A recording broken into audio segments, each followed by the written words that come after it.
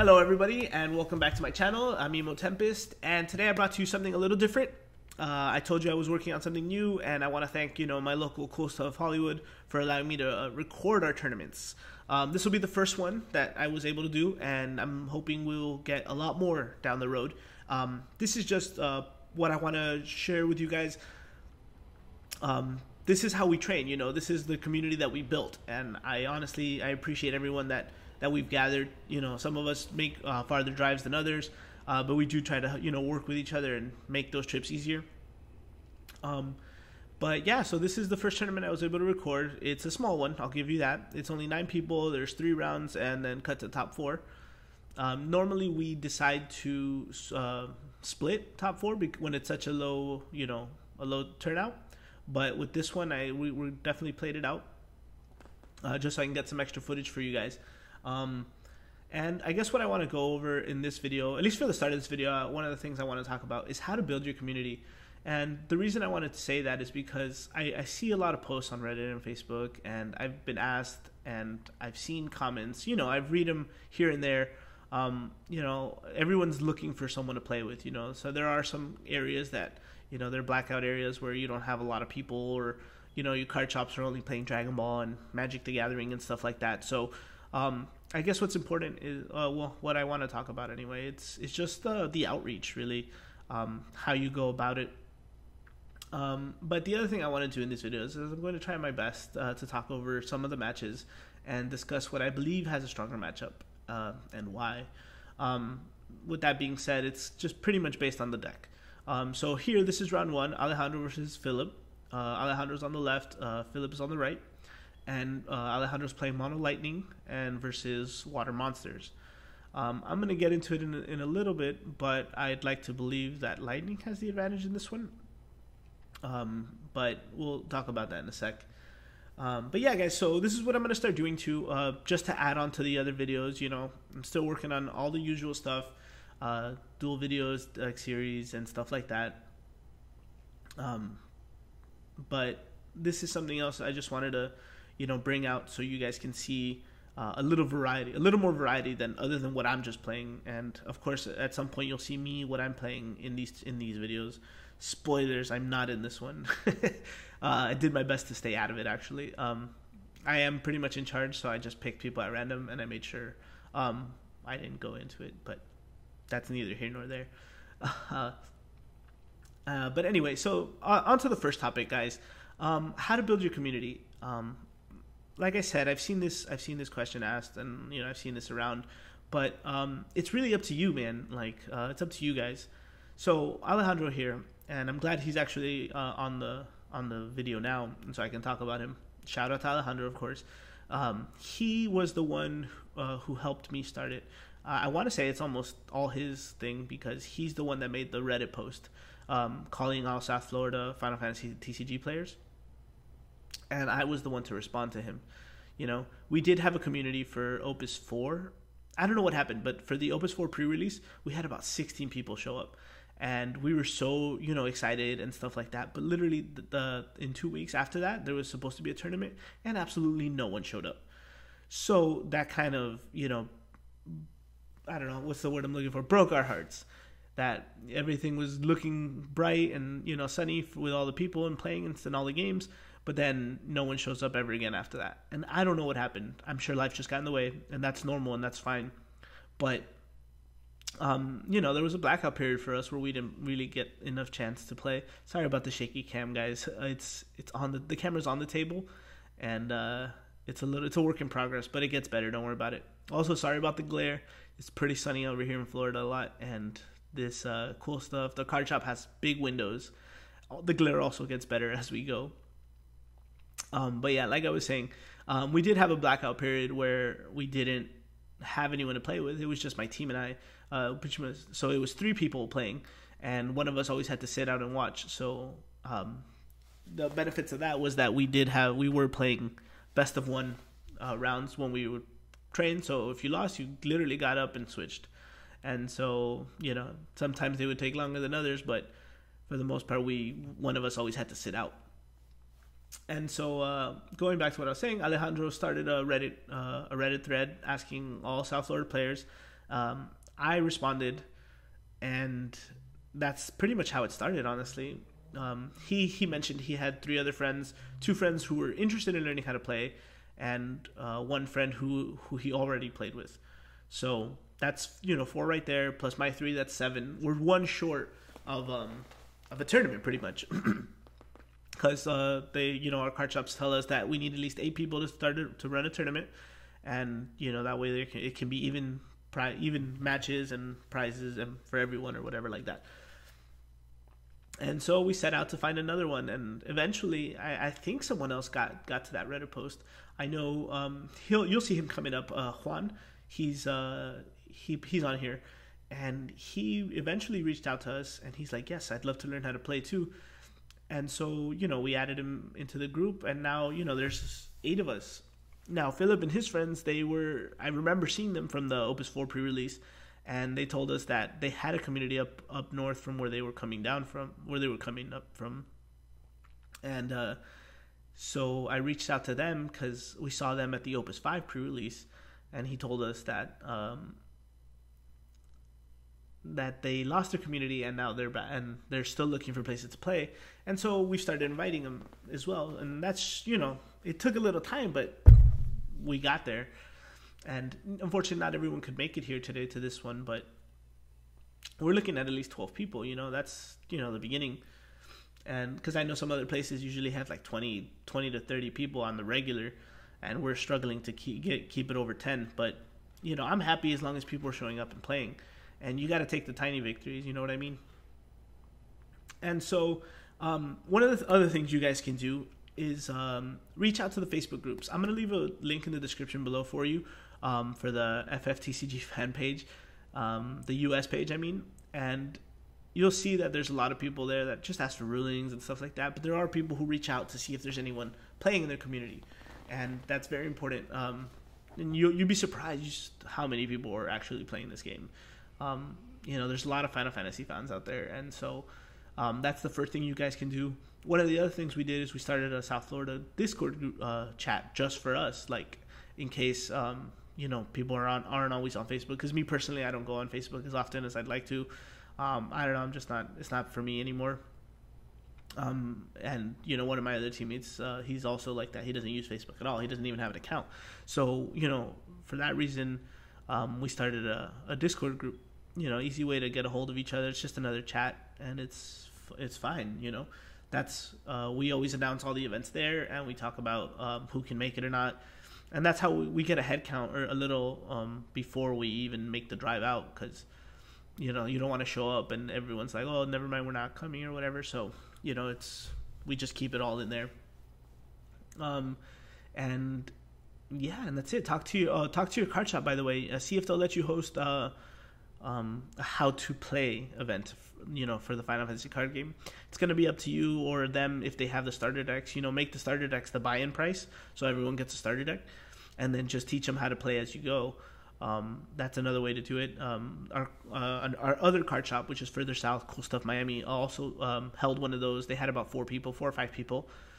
And that's what it takes, guys. It's up to us, really, because you have to remember the card shops, as great as they are to us, they're not going to do it if they don't feel like the community's there. You know what I mean? So we have to show them that we have the people, and they will host us. Because if they have the merchandise but no one's buying it, then they're not going to bother. You know what I'm saying? Plus, games like Dragon Ball or Magic already have such a big following that it only makes sense for them to prioritize those games. But yeah, so going on with that, it's really just up to us, man. We have to do it. We have to be the ones to get the word out there for our communities and stuff like that. So I encourage all of you to try to do something if you don't have a group already, or if it's just you and your handful of your friends. Go to the shop and just sit there and play. See if anybody else passes by and they ask you what you're playing, and then you can let them know. If offer them to teach them anytime that they see you there or something like that. Any publicity is good publicity. So if you're just there playing, people will walk around and see what you're doing. I don't know if you do that at your card shop, but every time I'm walking to where I'm going to sit and play, I'm always looking around what people are playing. You know, I see DC deck building game, I see Magic, I see Yu-Gi-Oh, I see all those things, and sometimes I'll just sit and watch a duel, because I want to see what's new in those games. But you know, people, that's just the way the community is. They're going to be intrigued with anything that's going on. And I guess that's enough of that for now, guys. If you have any other questions, I'd be happy to help you. Make sure to check the description for any links I leave you guys to try to, you know, reach out to the community. I will leave the South Florida one there as well in case any other South Florida players are looking to reach out to me or anybody else. And by South Florida, I mean Miami, Fort Lauderdale, and even as north as Lake Worth.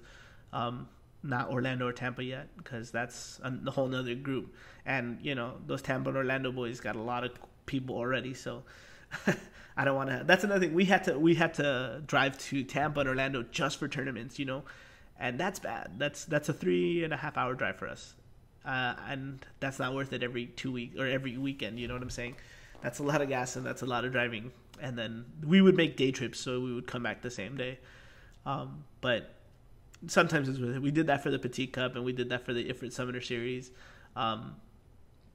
Shout out to, you know, Matt 6 Ages for hosting that too.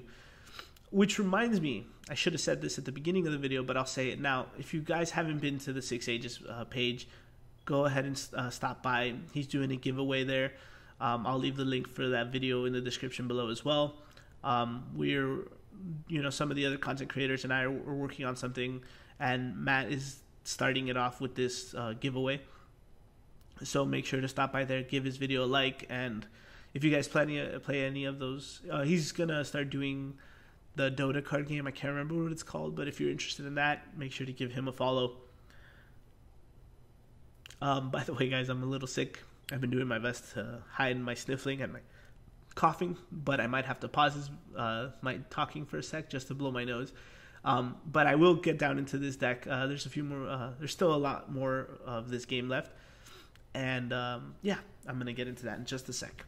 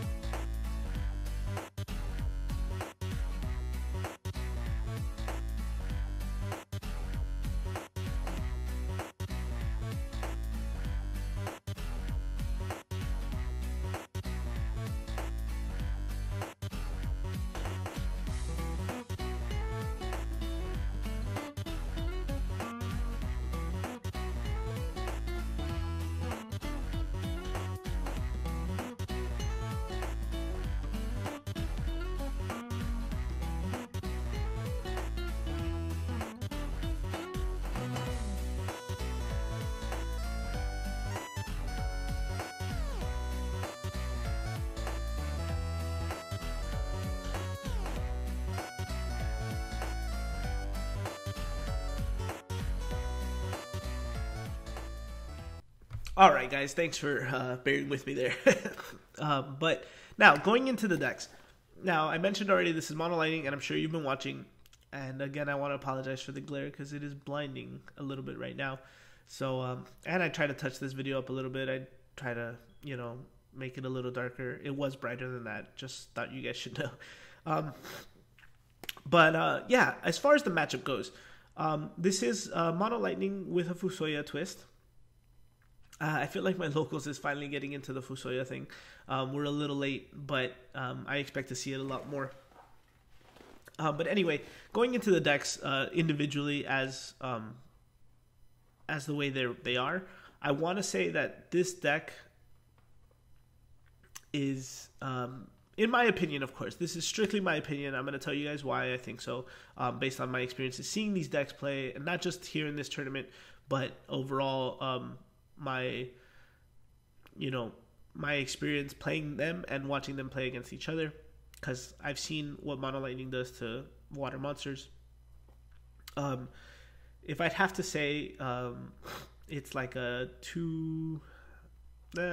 It's definitely in favor of Mono Lightning early to mid game, But I feel like late game, Water should have the advantage, strictly because it has stuff like, Emperor, and as well as Cagnazzo and Scholar. So, excuse me. But yeah. And as you can see here, Water seems to have a higher presence right now. Neither of them. I think Water's only taken 1 point of damage. He hasn't Fusoya yet once. He can't because of Emperor. And he doesn't have any monsters. So we have Mirror on the top, Porom, Realm, Emperor, and Gao. Backups are Artemisian, Waka, and Tombetti. And yeah, like I was saying, so early game, I feel like with Alcid interrupting, so Alcid is going to pop Realm for the most part. Like if you open up Alcid and your opponent opens up Realm, that's going to be 2 forwards to destroy his 1, going to leave his monsters unable to activate, some of them. But it's gonna be able to get in a lot of. It should be able to get in a lot of extra points of damage early on, especially with Ilua and the Alcid stuff.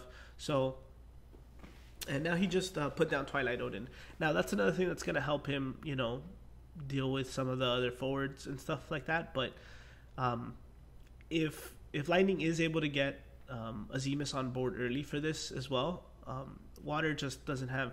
Water Monsters doesn't have that many outs to that. Like, you could drop an Emperor to kind of hold them back.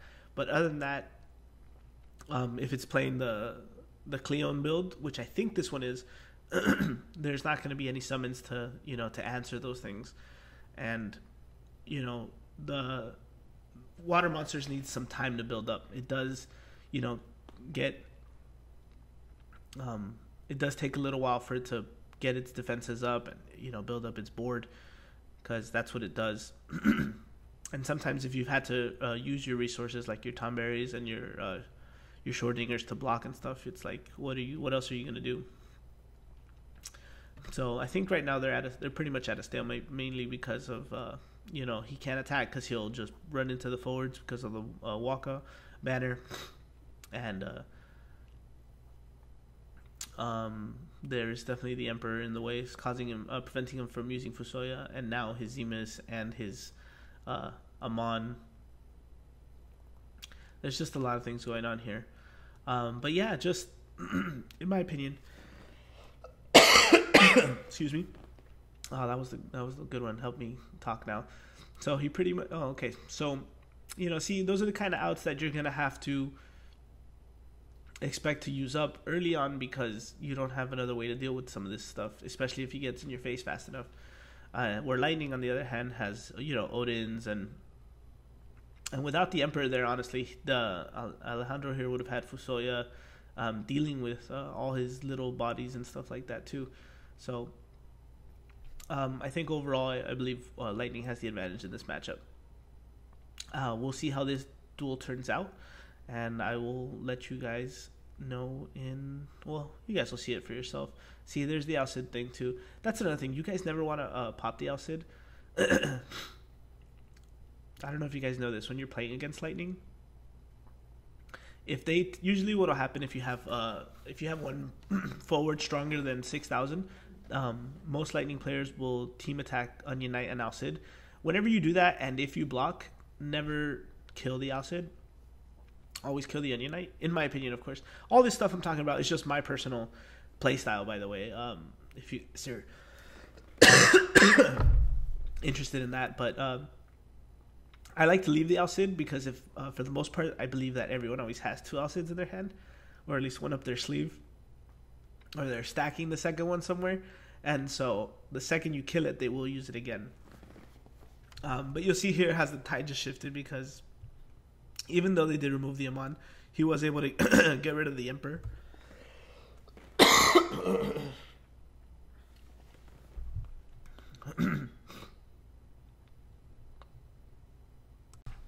All right, excuse me, guys. But yeah, now that we're back into it, yeah, like I said, the tide had just shifted. As you can see, Lightning's taking the advantage here. this game has been going on for a little bit, but they've kind of been at a stalemate up until now.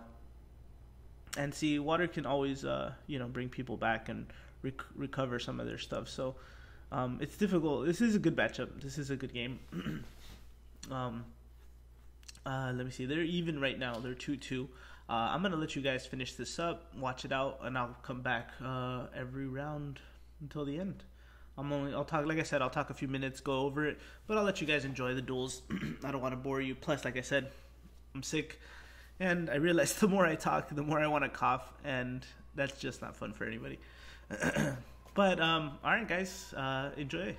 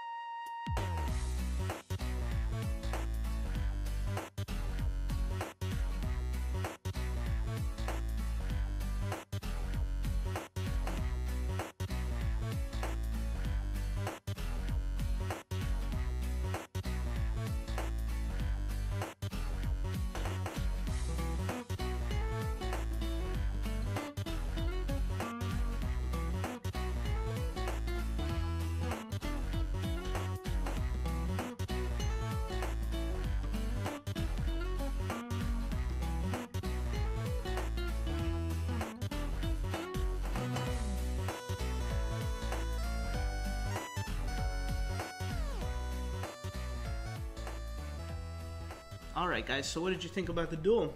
It was really official though. You know, he signed in the slips. Yeah, this is round 2, guys. We're moving to Juan Lobo on the left. He's playing Sky Pirates, I believe, and this is Chris playing Lightning Ice. Now, I'm not familiar too much with some of these decks, as I don't play Lightning, and I haven't tried to build a Sky Pirates deck yet, but I will be doing that soon eventually. Juan here is both of these guys actually are some of our newer players. So this is a good duel. Take it easy on them, guys. They're they're having fun. So in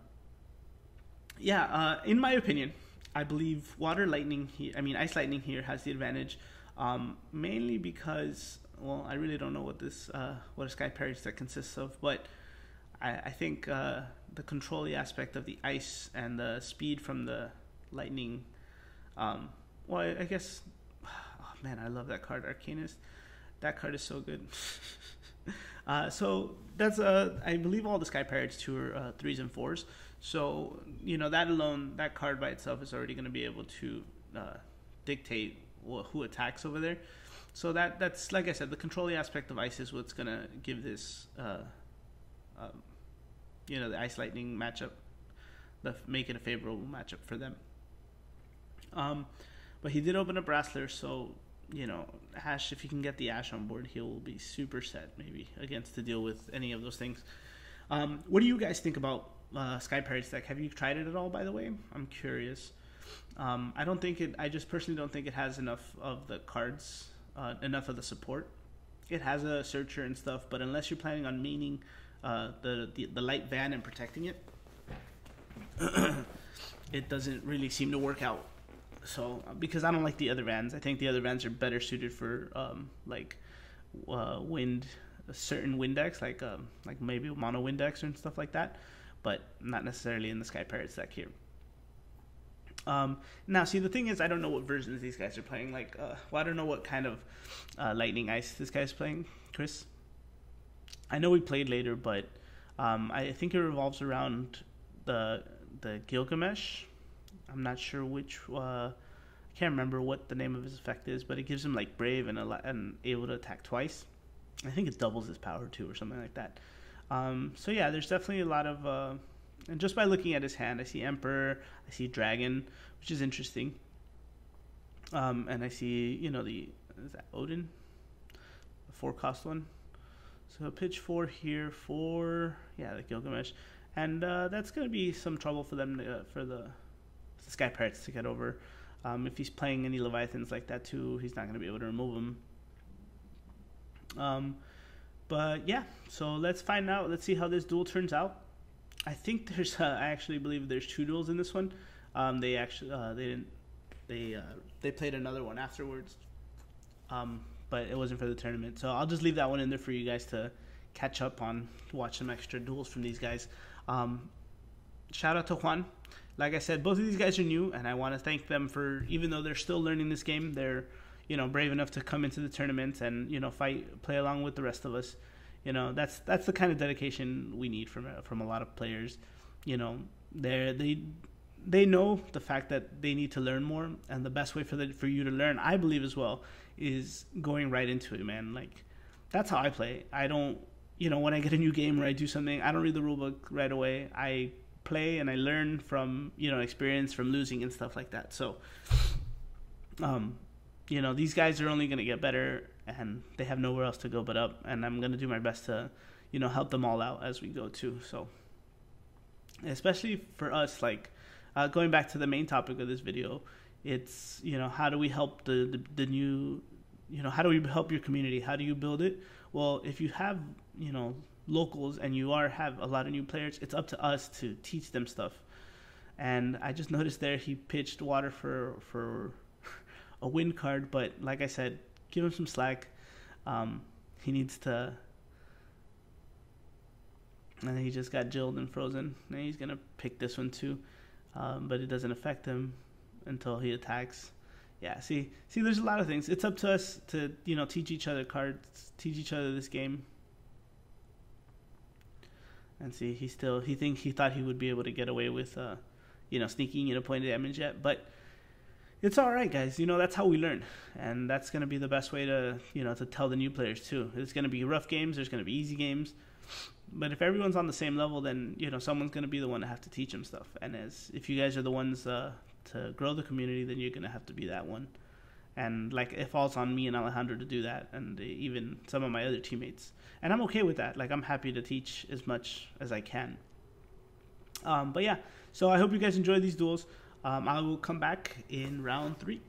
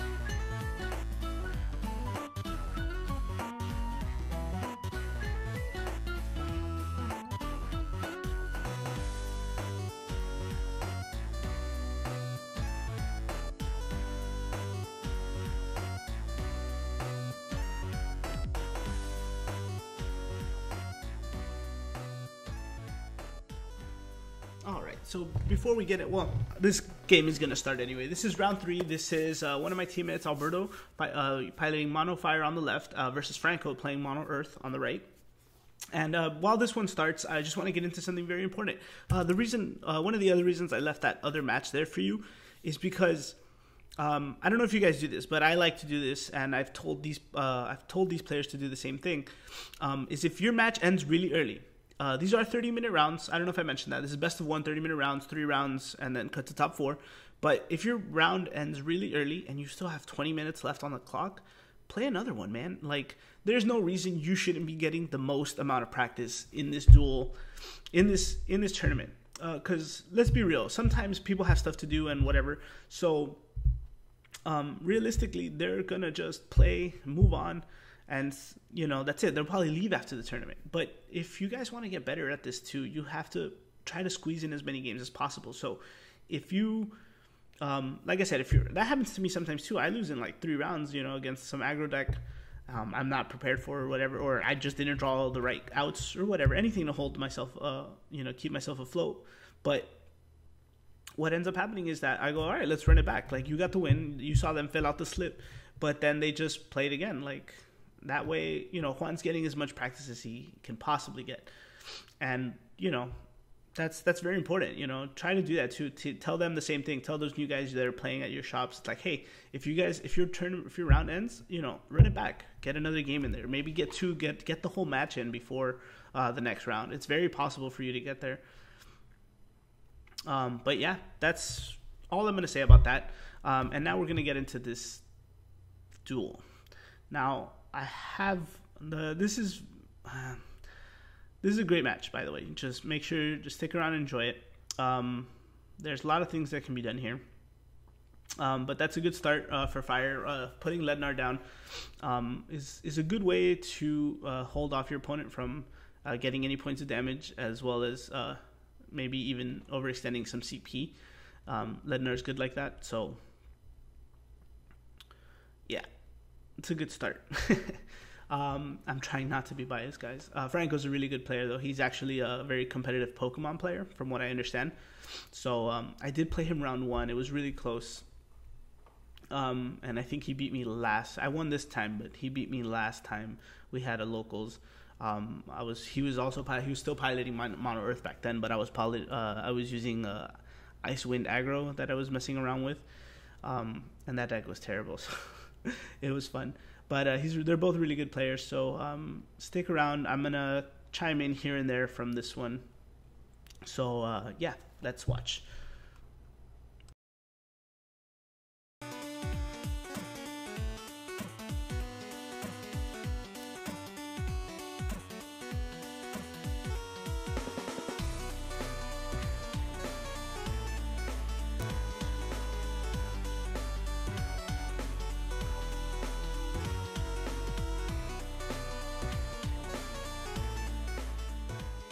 So, like I was saying, I'm going to comment a little more on this video, just so you guys can, I guess, get a play-by-play of the way I see this game and how it could have gone. The real main thing I want to talk about is who I think is going to win. Like, in terms of decks, again, not the players, but I think this is similar to the last one I commented on, or at least I broke it down a little bit more. So I know this is a Fire aggro deck. I think it has a better opportunity to get in points, and then see, because the main idea behind this deck is to get points of damage in right away, and then force your opponent to like, how can I put it? You choose who blocks, pretty much, right? That's the idea, and also you choose who cannot block. And so, as you can see, he already put down the red mage, and that's the key part to what I believe now are the way Fire decks are playing. Because as much as we'd like to have Fire use like all the spells and all the effects to deal cumulative amounts of damage to forwards and break them, I think it's just their time is better spent, choosing who blocks and who doesn't, etc., etc. And here in this turn, the Fire could have done one of two things. It could have pitched. I would have pitched the Evoker, tapped the Red Mage to drop Vivi, and break one of those forwards instead. But This is there's always like usually there's usually a few routes you can take when you're playing a game. You can play the passive or play the mid game. That's what he did here. He put the backup and left Lednar without attacking. Now what this tells me is that he's expecting to take at least 2 points of damage next turn because there's the first one. Oh, and he gets an EX burst. Just to clarify, he reads it, he deals 7k. Yeah, and so he'll pop that one and instead only take 1 point of damage. So normally, when you leave a forward like that, you can expect to take points of damage. And I believe that Earth saw that when he drew his cards and went straight into battle phase, and then proceeded to do his plays in main phase 2. So now I guess I would like to think he has the advantage here. He took a point of damage, but his opponent lost one of his forwards in that turn too. So, and I think the important part here is where you want to keep that momentum.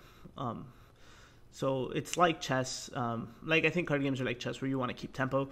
And if once it shifted in the favor for Fire right now when he lost that second forward, when he lost Ingus, because not only is that a banner for his forwards, but it's also another body on board. It's just overall value, I guess, of the game.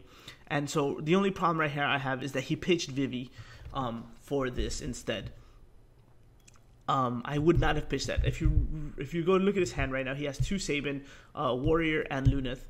I would not have pitched Vivi. Vivi is your only out. You already saw that you lost an Ifrit on the EX Burst, and the real important thing is for this deck is to keep the advantage when you can and sneaking in points of damage.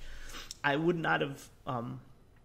I would have taken the longer route, like I said, and dropped the Vivi to pop the row member, because he's only at 7 now. He had 4 cards in his hand, or 3 cards in his hand, just enough to break him. Worst case scenario is you don't break him, but it forces your opponent to respond and use up more of his cards, keeping you again in the lead. And so instead he dropped that, and he dropped Luneth in the same turn, when in fact he could have pitched, when he could have dropped Vivi and Ranger in the same turn and still gotten away the 2 points of damage and cleared the forward. That's just me though. See, of course everyone plays differently, but you have to weigh out your options, and you have to weigh out your play style of the deck. So here he drops another row member, putting them both at 8k, I believe, with Brave, because they buff each other 1. I think it's 1. Or yeah, it should be 1k. And so now he's I want to say he's at a disadvantage because neither of his forwards can get over him, and he doesn't have an out. See, and here he's going to take an extra point of damage because he doesn't have a way to deal with him. Now, going forward, it's also very important to keep can count, especially when you're playing cards like Vivi. See, he's at 3 right now. So if he had kept Vivi, he wouldn't have been able to pop any of them. But had he done it last turn, he'd only be dealing with 1 row member, or maybe something else instead, as opposed to having to deal with 2 of them with 8k Brave. And see, now it complicates things a little bit because he doesn't have that out. See, because if he had kept a Vivi and he had played a Warrior, Warrior's the one that deals... actually, no, false. Yeah, if he had kept a Vivi and attacked with Ranger, Ranger's the one that deals 2k to all your forwards, you would have been able to pop one, and as well as force your opponent out. See, where in the aspect that Fire still has the ability to control who blocks by removing forwards. And then you could have chosen the other one not to block, because you had the ability to. See, he swings with both, dealing 2k to all of them. So if they block... I think he should be able to kill only one of them still. No, actually both of them. So either one, yeah.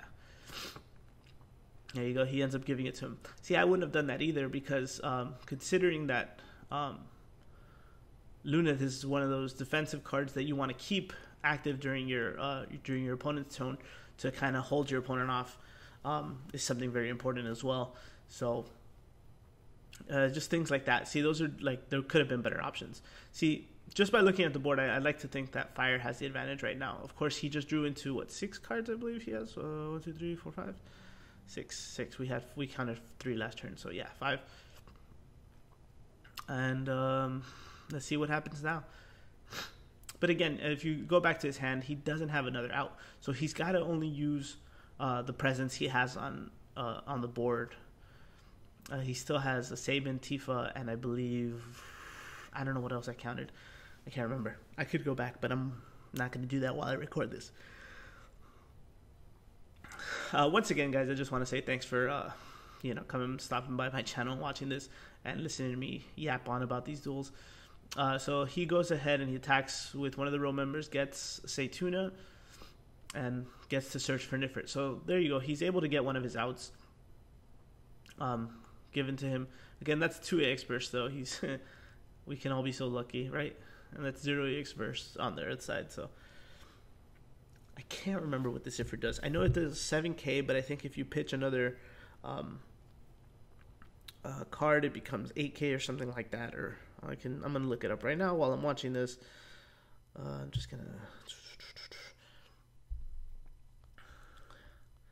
Yeah, so it says choose a forward, deal it 7k damage. If you control a job class 0 cadet forward, deal it 8k instead. Okay, so it's gonna be at the moment by default it's gonna be 7k. It won't be any more.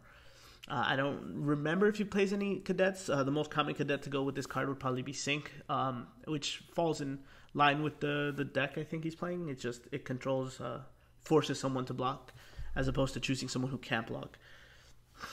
And if it's not playing it, then I think it definitely should.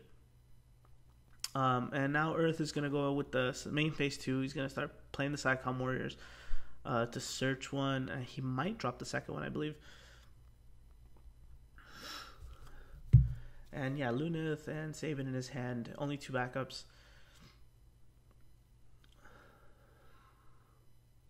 He's doing the math for him right now. So SciComm Warrior gets plus 2k for every SciComm.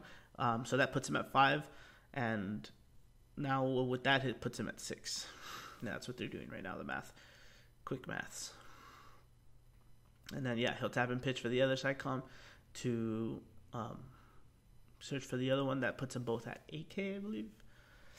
Yeah, 3, 5, 7 plus 1 is 8, yeah. So now Earth's got... See, now Earth's taken the shift of the momentum here. He puts on all these big bodies, and it doesn't look, just from what we know from watching this duel, we can't see that that Fire has anything. But remember, had he gotten rid of the row member earlier and maybe even kept the Vivi, he'd have 5 bodies on board and just a little more options to deal with this stuff. Also, he probably wouldn't have taken that extra point of damage, so he'd be at 3 instead of 4. But there's a lot of things, and of course, you have to remember that as I'm spectating, and this is a past duel too, it's always easier watching from a different angle from the outside than watching it face first, because I don't want to say it's like tunnel vision, but when you're playing a duel, sometimes it's hard to see everything. It's important for us to try to see everything, but realistically, since everyone plays differently or everyone thinks differently, it's going to be difficult to try to see all these plays. And I hope this glare isn't too rough on you guys. It's getting better. As you see, it's gotten better throughout the matches. You can tell they're row members. You couldn't read the card effects, but at least they're visible. You can tell what they are. So here he drops the Sage to give Saban haste. So when Saban came in, he gave himself the ability to be unbroken, and now he's gonna choose Warrior to be unbroken. Now, when Warrior attacks, he's a 2-cost standard unit. When he attacks, he buffs all forwards plus 2k, all fire forwards, including himself. So he's going to go from 6, like he's pointing from Lunith, and then he's going to give everyone 2k, including himself, putting him at 8. So here he would pretty much face off with anybody, but here he cannot be broken. He's asking. So he's reading him the effect again. Yeah, all forwards. See, he makes a point to say plus 3k, 2 and 3, and then he's saying Saban chooses him to be unbroken. So Fire did the right thing here, keeping I guess I don't want to call him a banner because he's not a unique aura or anything like that, but he does give a buff when attacking. So he has no choice, because he knows if he loses any one of them, he's gonna lose they're gonna decrease in power for the next turn, and he already has more than halfway on the victory points. It's in his favor the more he attacks. So I think here, so Ranger is supposed to be at 5 from Luneth, 6-7 from Warrior, right? And then when Ranger attacks, he deals 2k to everyone. Here, and I think I know because I remember hearing it and I saw it live, there's a mistake here because Ranger's at 7, but when he blocks him, he asks him how much he was at, and the modifier confirms that he's at 5k still, only for getting the buff from Luneth, which is a very big misplay on his part. And so he realizes, he's thinking like that doesn't make sense, but he doesn't notice that he made the error. And even though they confirmed that his attack was then, so they both should have lost their forward in that case because the row member had taken 2 from Ranger's effect and then the 7k, dealing 9k to break them. And see, now it doesn't, like, it's not in his favor anymore. In the worst case scenario, that he would have just gotten another forward to attack, gotten a 6 point of damage, and then he would have had an extra body. But I think that's when this duel, this match or whatever, fell a little short of fair. But again, it's not our responsibility. It's not both players' responsibilities. It's it's your responsibility to know what your cards do all the time. And I know I've said this before, but it's just the way it is. Like, these are tournaments. Like, if you make a mistake, it's only normal for your opponent to capitalize on it. He's not going to tell you, oh no, you're beating me. You're going to win this one. Actually, I'm going to lose because you're right. You're wrong, or you don't know what you're doing. I don't know.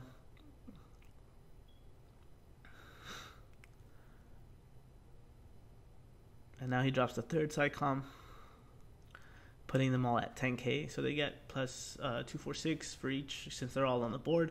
He doesn't search for something else. What is he searching for? He has them all. It's an empty search. I don't know if you can fail search knowing that you have them all. That's interesting. I have to look into that, actually. If you guys know, by the way, any of you know in the comments below, let me know if you can do that. Even though you know all your Psycom Warriors are out, can you fail search? If that makes any sense. But yeah, so I'm going to let you guys wrap this one up. It's not looking good for Fire right now. Again, I think Fire had the original, in my opinion, Fire should win this one. But again, it all depends on the early game moves. Earth has a better long end game. Long game, however you want to call it. Similar to Water, where if it gets this build up, kind of like as you see here, it's going to just be overwhelming because they have Brave and they're such, big bodies and stuff like that. And here, well, we'll just see what happens, guys. I'll let you watch now.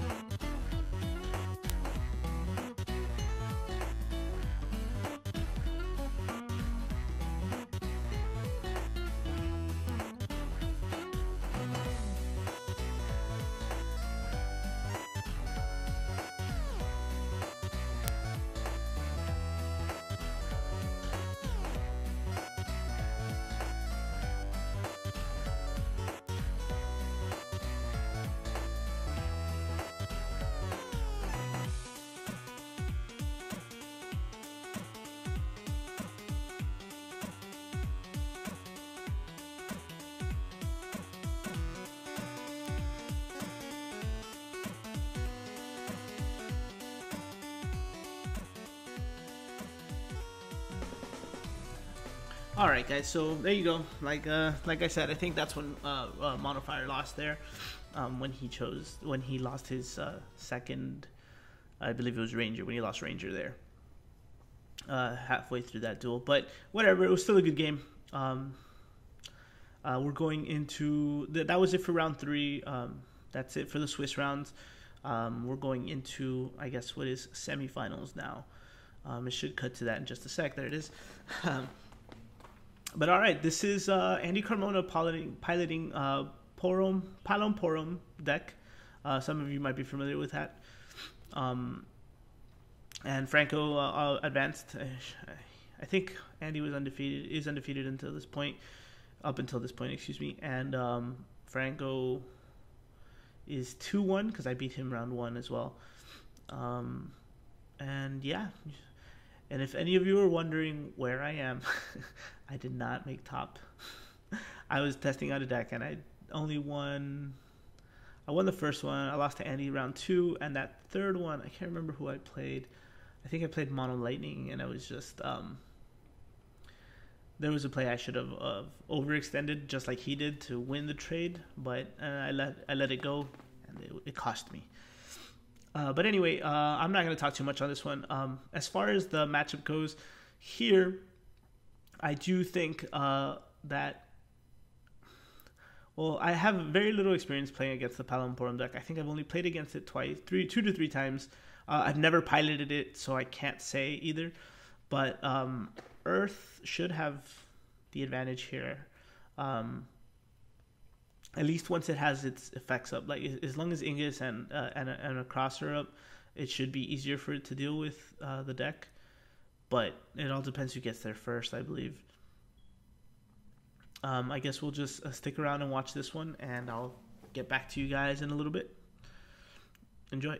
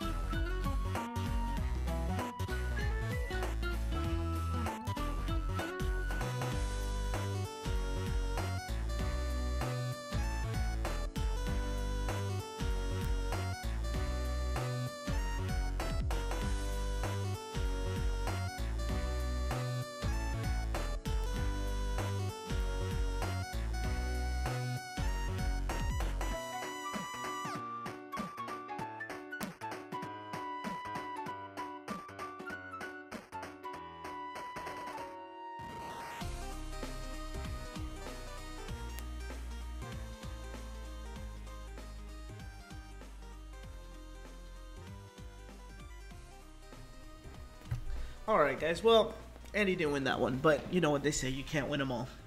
All right, so this is the final round. We have, by the way, I didn't mention this in the last one, but I'll tell you guys now. So because of the time limit that we have on our, at our locals, we don't start playing, it's Saturday, and we don't start playing till about 6, I believe. So they told us we could play it out, but we have to only do best of one. Now, I know that's not regulation or whatever, but that's just our time constraints here. So it honestly worked out better for everyone this way. But so just so you guys know, it is best of one in top 4 for this particular one. I don't know if going forward we're going to continue to do that. I'm hoping we'll be able to start earlier. Like the one coming up this weekend is going to be, it starts at 3 p.m., 3 to 8 apparently. So I'm hoping that we'll be able to play out top 4. I'm definitely going to play out top 4 when I get into it. So, yeah, so this is, you might remember Alejandro from round 1, playing Mono Lightning, and you've obviously been following Franco up until now, playing Mono Earth. And to me, this is a 50-50 play out. It really just depends who gets to their pieces first.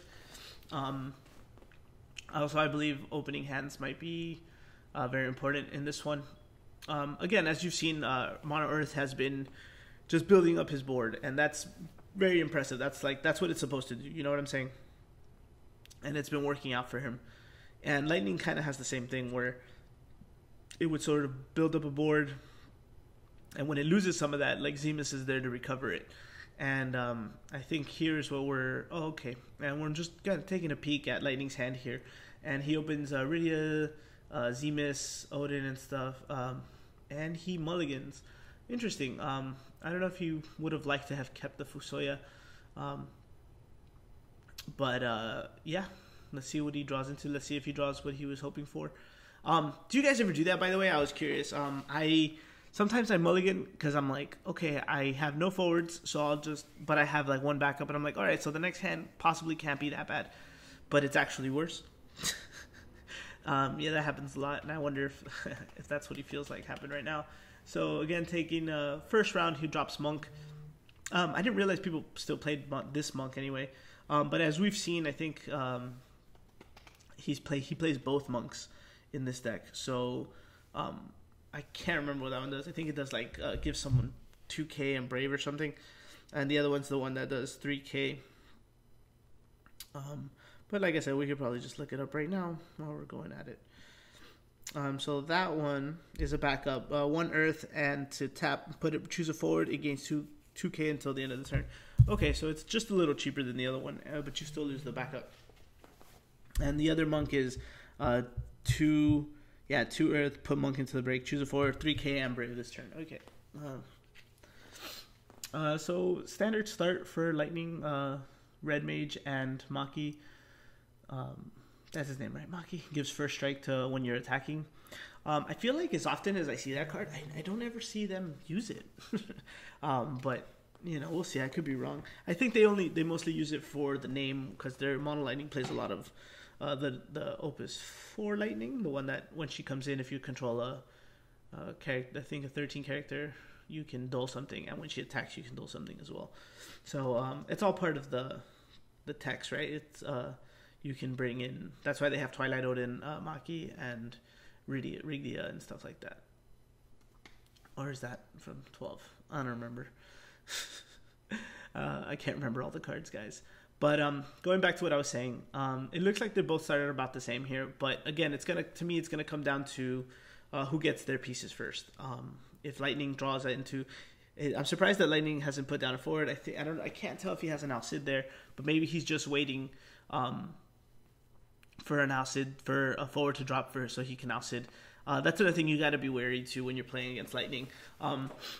I know I've played against Lightning players, and they like to let you go second. They like to let you go first, and they'll go second so they can drop Alcid on you and try to take the tempo away from you. But I don't necessarily know if that's always the best option. I think here he's just building up his board so he can do it for less. And I think that's the better idea. And just if you guys can't tell, that's the 2-cost Yang from Opus 2. If you control a card named Monk or Job Monk other than Yang, Yang gains 2k and Brave. So he already meets the requirements because he's playing those monks. He has the 2 monk backups, so that puts him at 7 with Brave, which is interesting. I guess I haven't seen that one in a while. He's better than he looks, and he is 2 cost, so he was able to do it for free with the backups on that one. So you see, he's able to keep 5 cards in his hand here. Let's see what Lightning does. Pitches Odin for Hildebrand. Hildebrand has haste, right? Because Nashu's out. Yeah, I think so. And he's going to read it just to go over it again. He's such a silly card, but a great card nonetheless. But yeah, anyway, again, I'm gonna give it a 50-50. This could go either way. Yeah, he has haste because Nashu's out. So do you guys, what was I going to say? I had a question for you guys also. And until I remember it, I'm just going to keep talking. So he goes and he lets him get this one. Oh, that's another thing. That's what it was. I remember. So when you guys are playing, I'm sure most of you always go first. But when you're playing your opponents, do you play differently based on the color you see? So when I go second, for the most part, I don't have a problem going second because it dictates my playstyle. Man, it's a lot of shaking. These guys are really moving a lot. It dictates my playstyle a little bit when I see. So if he had gone first and I had seen the Lightning, I'm like, okay, I'm gonna try to want to keep my Minwoo. I'm gonna keep my Minwoos going forward, and I'm gonna keep my Ashes. But it also helps me dictate my first plays too. So I wanna be sure. I want to know if you guys do that, and if you don't, maybe you might want to consider doing that. Also, there's very important key cards you want to look out for too. So, like, let's see. If you see the Yuna, like 5-cost Yuna when you're playing against water, it's safe to say that they're going to be running Chaos Walker of the wheel or whatever. And it's just like, do you play differently based on that? Like, because I don't know, there's just certain things you have to expect. Because there's always, yeah, you're playing Mono Lightning and you're playing against Mono Earth, but there's obviously variants and everyone has their own thing. But what can you expect? Like, you gotta do your best to try to respond to the right cards, or try to do it preemptively. You don't want to go just play it. It's like, oh, it's Mono Lightning, I'm just gonna play like the way I do against every Mono Lightning. You want to play against it as you see the pieces come out. Like, so when you see the Alcids, you have to keep track. All right, how many else? He's burned Alcid, he's dropping the Onion Knight, or he's dropping a Lua, or he's dropping a Hildebrand.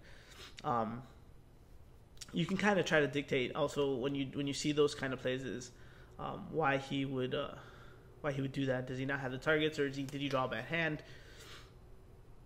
And here comes the Psycom Warriors or whatever. I guess those cards are pretty good. Everyone's telling me to play them in my Water Earth that I was testing out, and I might have to. They seem viable, especially when I have 2 of them. They're carbuncle targets, and yeah, that's interesting. Okay, so it looks like I want to say here that it's leaning more 60-40 here in Earth's favor, just based on the card advantage. See, Franco has 5 cards on board, so 3 forwards, 2 backups, and 4 in hand. Just by looking at the numbers, he's ahead of Lightning here, and he's got more bodies and more options altogether. And yeah, it's leaning more 60-40 right now for Earth's favor, but we'll see how this duel turns out. Guys, again, let me know what you guys think about if you like this kind of coverage. I can do more of this every 2 weeks, I think. I don't know if they'll let me do it at the winter box because there's going to be a lot of players, but there's definitely going to be a chance to do it at the smaller locals up here in Hollywood. I might also hold like mini tournaments in the future once I get everyone caught up to speed and like better and help out the newer players. I want to get pick 4 random players and do kind of like a little mini 4-player throwdown. But yeah, what else was I gonna say? Just gonna go over a couple things again. Just a reminder, if you guys haven't stopped by to see the 6 Ages giveaway video, I make sure to check the description for all the links. Lots of cool stuff in there for you guys. Go give them a shout out. I want to thank, our sponsors to TCG Titans, always helping us out. He will be there. Sergio will be there this weekend. And, of course, my teammates always for helping me practice and dealing with my shenanigans and my misplays, like pitching Carbuncle and tapping Miner to drop Minwoo. Again, sometimes we do silly things when we're testing. I don't pay too much attention to it. But my teammates make sure to never let me forget when I make mistakes. So it's both a gift and a curse. But, yeah, guys, thanks for watching. I'm going to let you enjoy this one a little bit more. I might chime in at the end for just to see how this game turns out. Putting the Twilight Odin, as much as I like that card, it's just sometimes I feel like it's too expensive this early in the game. It's only been like maybe 5 turns, and he had to. It's just my problem with monsters like that is that they're never they're cost dependent, and what I mean by that is that cost over time is just more expensive sometimes to keep them out than it is to not play them at all. I don't know. I'm not used to playing monsters yet altogether. I'll probably have to build a Water Wind monster deck just to get the feel for them. But anyway, guys, enjoy the duel. Who do you think wins? Let's find out at the end of the video.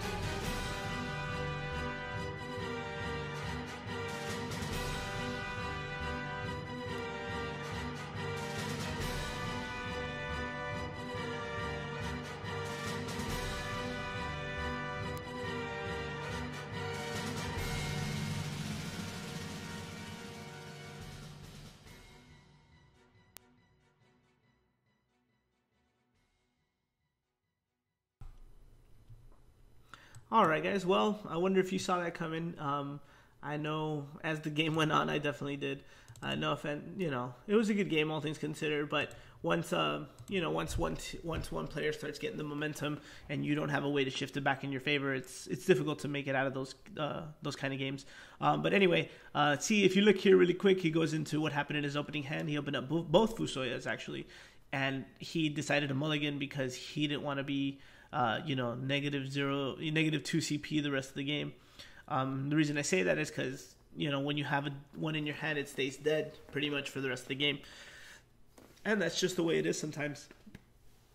I wonder if it would have been different had he been able to pop the Psychon Warriors or even the Yang right at the beginning, just to keep those people off board while he came in and did damage and built up his thing.